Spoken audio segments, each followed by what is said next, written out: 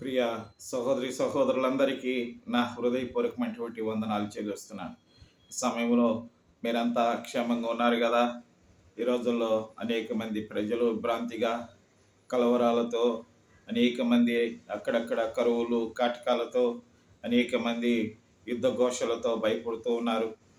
రాజ్యం మీదకి రాజ్యం, దేశం మీదకి దేశం, ప్రజల మీదకి ప్రజలు, ఒక కుటుంబంలోనే తనకు శత్రువులుగా లేవడం, ఈ విధంగా ఒక దేశంలోనే వారికి శత్రువులుగా నిలబడడం, ఇవన్నీ మనం చూస్తున్నటువంటి సత్యాలు. అక్కడక్కడ భూకంపాలు, అతివృష్టి, అనావృష్టి చేత అనేక మంది బాధలు అనుభవిస్తున్నారు. నా ప్రియమైనటువంటి సహోదరులారా, అట్టి వారందరి కొరకు ప్రార్థన చేసుకుందాం. పరలోకమందున్న మా తండ్రి, ప్రపంచం మీద పడేటువంటి ప్రతి శోధనలన్నిటినీ గద్దించి నిమ్మలింపు చేసి కంటతడి చేత ప్రజలందరినీ కాపాడండి.